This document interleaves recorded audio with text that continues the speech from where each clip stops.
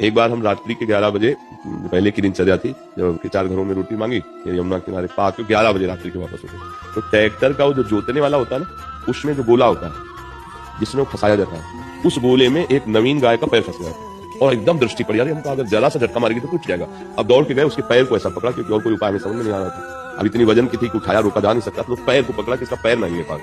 अब हम लाख कोशिश करें, उठे नहीं। 2-3 आदमी निकले, उनसे कहा भैया थोड़ा सहयोग आप दे दो आकर के, मान लो गाय को थोड़ा सा उछाल देंगे तो इतना पैर ऊपर उठ जाएगा।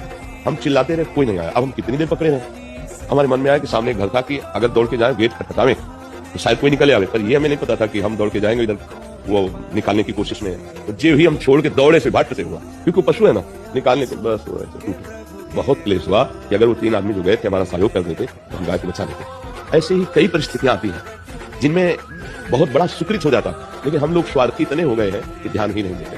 तो ये सबसे बड़ी पूजा मानी जाएगी यदि आप किसी शरीरधारी की कभी ऐसी व्यवस्था हो कि वो अव्यवस्थित है और आपकी जरूरत है, तो आप सच्ची मानना, इससे बड़ा दान, इससे बड़ा पुण्य, इससे बड़ी सेवा कोई नहीं।